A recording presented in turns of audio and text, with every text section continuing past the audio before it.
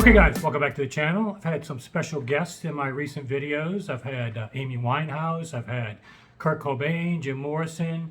Today I had to bring this Clarence Frogman Henry. He actually played at my wedding and signed this, and the frame broke, so I got to go bring this. So I thought I'd go ahead and give him some props. One of my favorite artists from Louisiana, and if you haven't checked out his albums, that guy, you know, he's right up there in my mind with the Louis Armstrongs and others. You know, just an icon in the Louisiana music scene. So if you haven't checked out Clarence Frogman Henry, definitely check out some of those songs. He was great as a wedding performer. Very rare to get him to actually perform live. And of course, this was over 20 years ago. I'm sure he doesn't even perform now. And I've got to check to see if he's even still alive. But again, his music is definitely worth checking out if you haven't. But anyway, the main purpose of today's video is to do the reveal of the LP rip versus streaming. And again, like I said, the main goal wasn't really to pick which is which, although I did hide it for those that like to play along and try to figure it out. The real key was to see if there were any noticeable differences and how big a difference it was, such that did it impact your enjoyment of the song or not. And I can tell you from being firsthand, a lot of things you can't even hear via the recording. You know, certainly if you meticulously analyze the recording and look for certain things, you can probably hear more differences. But for just a sit back, casual listening enjoyment, there really is not a lot of difference between the two. And so, but for those that want to know, the first version of each song was the streaming version. The second version was the LP rip. And from what I heard directly, the main difference was a little more clear, concise, detailed presentation from the streaming than the rip, as you might expect from an LP medium. And it goes into kind of what I was talking about in prior videos, that sometimes though more detail isn't always better.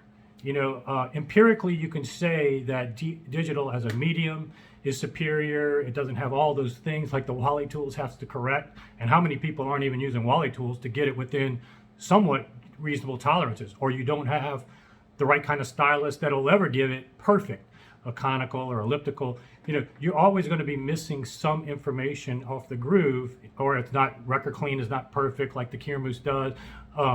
You know, there's so many variables with LP playback that you can make an easy argument that digital is a superior medium, and especially for playing songs over and over, long lasting and all these other things. But what you can start revealing is that certain times less information is more and more enjoyable, and other things. And I'm hypothesizing at this point, but from my own perspectives, I can empirically say that digital is better on all these metrics. But sometimes, and I'm going to have this in a future video where I go to a room, one of my favorite rooms, and not only in Houston, but across the country that I visited. He put in a turntable for this already exceptional setup. And the turntable wasn't even dialed in perfectly, and it was so good. It had a clear flaw in the setup of the turntable, but it was still so good. And so I want to say that my hypothesis is that sometimes, even with digital analog, the flaws are not that irritating. And sometimes I think my hypothesis is that there is a psychoacoustic phenomena at work too. Sometimes when you have less detail, your mind will actually fill in the blanks or concentrate on other aspects, such that a lot of times with the LPs, I find the instruments are more three-dimensional in nature. And it doesn't seem like that would make sense if you're getting less detail off the record, or the setup is not perfect, or your cartridge is not perfect, and all these things, and the record is old or has dirt. You know, it would seem like the digital should present more information in that three-dimensional aspect. What I'm kind of hypothesizing, and maybe somebody can win a Nobel Prize following this hypothesis, but I think there's a psychoacoustic phenomenon at work. Sometimes when you get a lot of detail, it's extremely good, and you love it, and you can easily say, I like this better. And really with both of those recordings, I think I like the digital version better. But there's other rips that I have that I can play as well in future videos where I kind of like the rip better. And I think psychoacoustically, when you don't have a lot of that detail, your mind may concentrate on the instruments more, and sometimes just psychoacoustically, you may fill in the blanks with that digital information. You're not overloaded with hyper details here. So here, your mind can put in maybe a little bit more. And the flaws on the analog side aren't really distortion related, such that they're aggravating. It's mainly an absence of information. I can't prove any of this stuff. It's just a hypothesis. It's just based on anecdotal, what I'm noticing as I dive more and more into it. But either way, what I realize is that it's not about saying always streaming is better, always a vinyl rip. In these cases, the mastering, I think, was identical. There's going to be times when the mastering is better on LP. So what I'm making the argument of is you should not dismiss somebody that has vinyl rips as inferior all the time. In fact, sometimes it could be superior. And I'm even going to go further and say the vinyl rip can be better than not only the CD or streaming version, it can be better than the vinyl version on a high-end turntable. And the reason why I'm going to even go that far, and obviously it's better than a lower quality turntable in many cases, because these vinyl rips are coming from a Rockport turntable, Rockport arm, Lyra Atlas cartridge.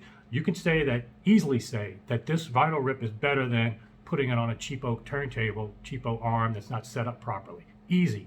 But I'm going to say that it could even be better than listening to it live on the Rockport. Here's the reason why. And I'll tip you off as to one thing that this guy does brilliantly with his rips, is that he uses this software. It's called Isotope. I have it on my screen. Isotope Pro. Yeah, I was looking it up. And he is able to get rid of surface noise, ticks, and pops. If you noticed, it wasn't easy to pick which one was the LP versus the digital because you didn't hear ticks and pops.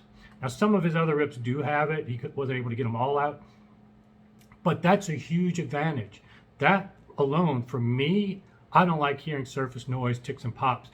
And that kills it for me for vinyl. That's why I don't have a vinyl rig.